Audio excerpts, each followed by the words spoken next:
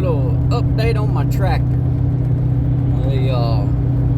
It's been a while since y'all seen a video on it, and I'm fixing to tell you why. So, just went over here and picked it up at Chickasaw Equipment in Tupelo, Mississippi. If you live in this area, don't take it to them. One of the next closest places that I trust is in Houston, Mississippi. That's actually where I bought it from. But I'm not saying they done a bad job. I don't know over here at Tupelo. I'm sure that they done a good job as far as fixing it. But the time frame. So got it over here, and as y'all know, it was I had a short somewhere in a wire. They was trying to tell, or I guess they had reasons to believe that it may have been from maybe a rodent or something chewing on the wires, because those wires, or basically all wires that I guess they make now, are coated in soy, which attracts rodents. So on vehicles, tractors, everything. But it took them about, I don't know, probably close to 3 weeks just to get it into the shop to run a diagnostics. And then they found the problem, had to take the wiring harness out, and then had to order another one, which that did take a little bit of time to get the other one. But every time I would call over there, nobody ever answered the phone in the service department. Very few times would somebody answer the phone. I had to end up calling either sales or parts and get them to actually go out there and get somebody. I understand they're busy, but have somebody there answering the phone. So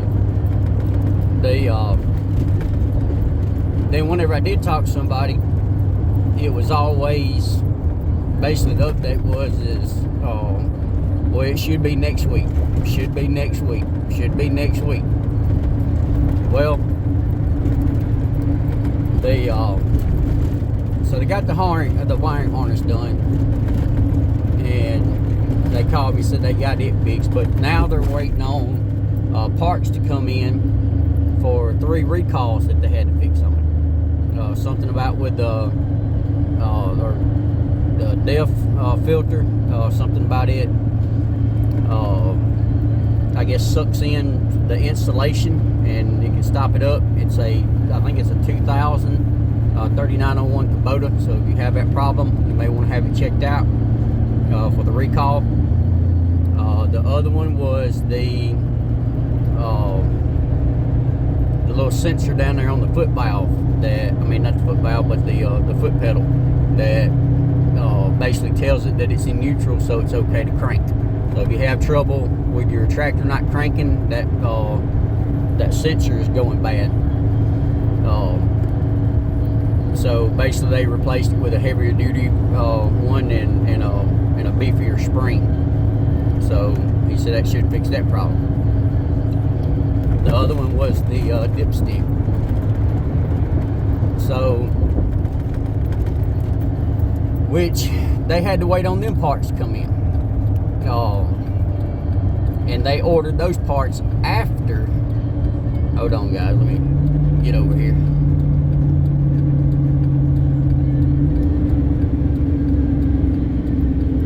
So yeah, they had to wait on them parts to come in. Why?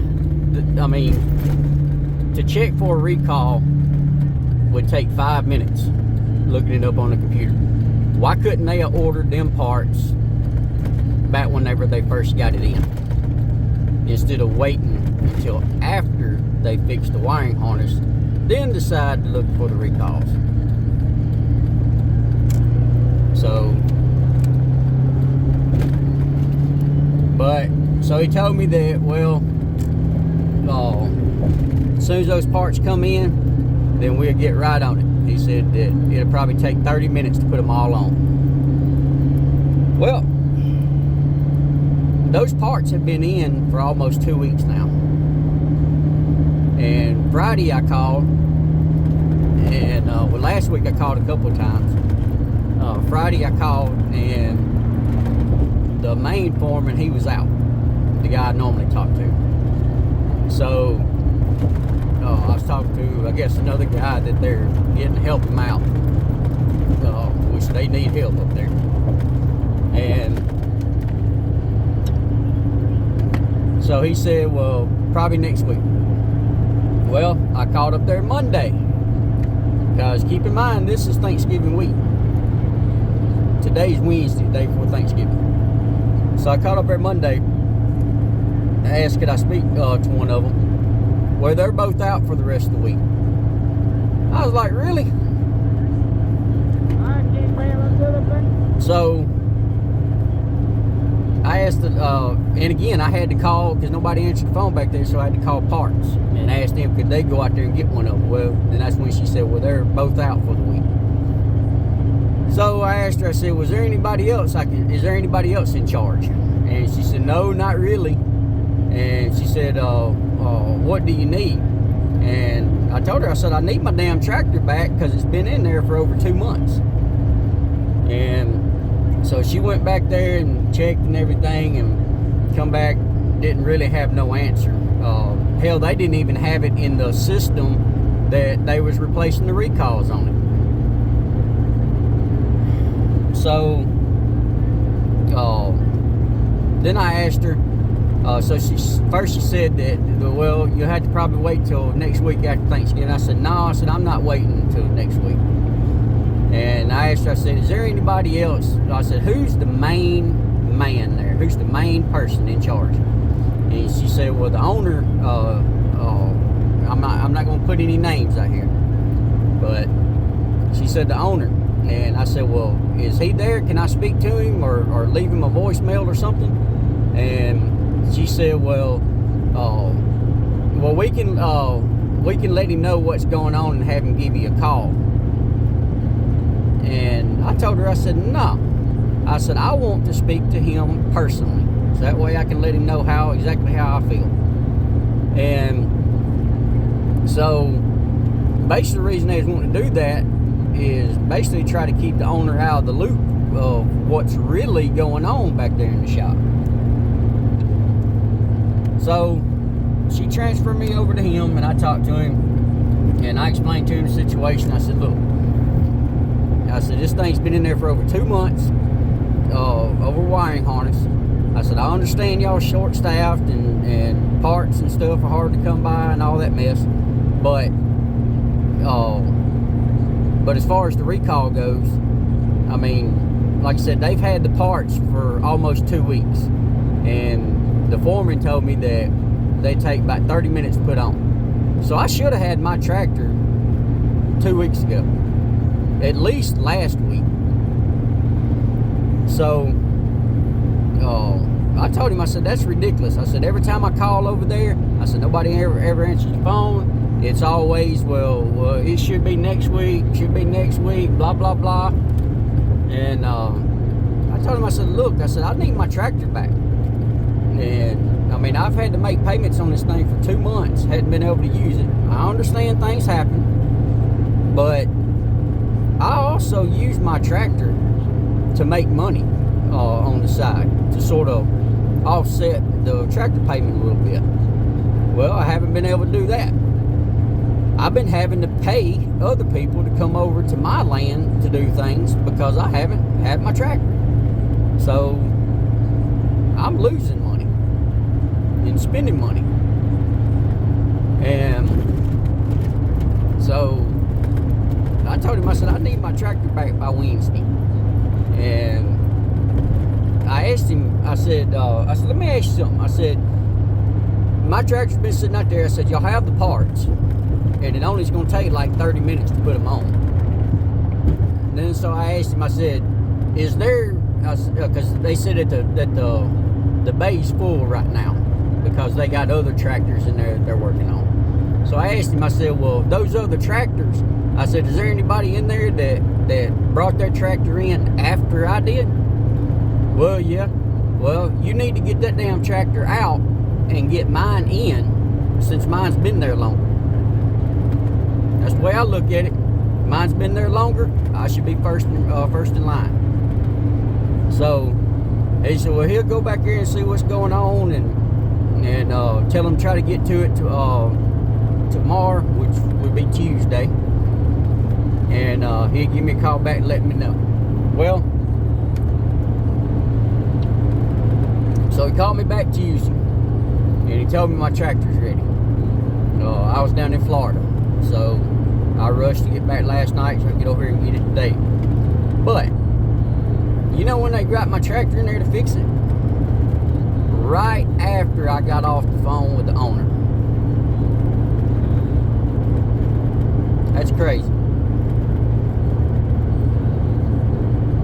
As soon as I got off the phone with the owner, he went back there and got my tractor in. And I appreciate it, I really do. But that still don't change the fact that it's been in there for over 2 months. And I should have had it. I mean, if they'd have done things right, I should have had it a month ago. So, I mean, I may not know much about tractors and all that stuff, but I do know how to run a business. And that's not the way to run a business and keep customers happy. So, yeah. Like I said, I bought the tractor at Chickasaw Equipment in Houston, Mississippi. They are some great guys. I mean, awesome. I've had to take it down there before to get a box blade fixed. They had me in and out. That was under warranty. So, the only reason I took it here is because one of my friends at the fire department is good friends with the foreman over there. So he told me, he said, yeah, they're good guys. And they are. They're polite and respectful and stuff like that. They got a staffing issue, is what I think. Because like I said, every time I call over it, well, we got so-and-so people out today. And it was like it every single time. That was their excuse every time. Well, we're short-handed. People's out. Well, you need to get rid of those people and get some people that want to work. And then, as far as the foremans go, especially since they got 2 now, then one of them needs to be there. And they need to get somebody there to answer the phones. So, I understand the foreman has to go back and forth and everything like that, but you need to hire somebody to answer the phone.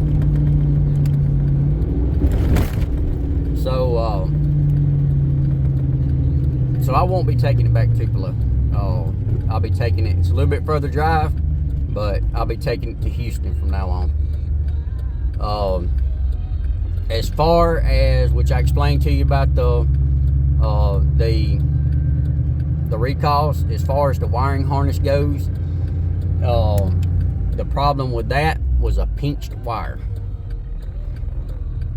So luckily it wasn't, they said they couldn't find anything that was chewed, but they did find a couple of pinched wires, and luckily on my part, and I'm very thankful for this, that it didn't cost me a penny.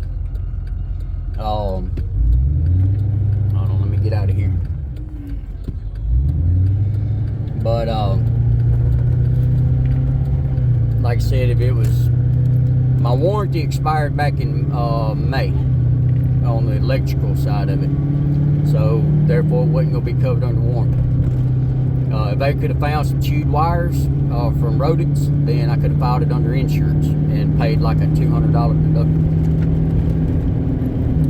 But luckily, it was on Kubota whenever they built it. Somehow, so if y'all having trouble with it, you may want to ask them about that. If y'all having the same issue with shorting out wires or whatever, it could be a pinched wire somewhere caused from the factory whenever they built it. Something about the harness was something about it was wedged in between something in the frame, and it ended up pinching the wire and rubbing two together. So so if y'all having any kind of issues like that, that may be one place to start. So luckily, again, since it was on Kubota, then I didn't have to pay anything. But I'm thankful to have my tractor back, but I'm still pissed about it. Because I got a lot of work that I got to get caught up on around the land. So 70-something acres of land, that's a full-time job by itself. So anyway, we're almost to the house, and I'm gonna get off here, but I just wanted to give y'all a quick update about what's going on. If you've had any of those problems, if you've had any other problems that maybe I should, I guess you could say, look forward to. But on the 2000 model 3901 Kubota, if you've had any other problems, things I need to look out for or anything like that, leave it in the comments. Let me know. Maybe it'll help me out, maybe it'll help somebody else out, because I'm sure there's many more out there like this. So, and a lot of people probably don't even know. They probably take it to the shop and they take advantage of them and tell them that all you gotta have a new wiring harness and all this stuff. And guys, that wiring harness alone was $2,000. And their labor rate is $125 an hour. So I'd have been looking at probably $4,000 to $5,000 probably. Luckily, they was honest enough to, I will give them that, they was honest, and let me know what it was. So, but we pull into the driveway, and if y'all mind, y'all like, share, subscribe, comment, and I'll get back with y'all on the next one. So, as always, y'all be safe out there. Simple. Bye.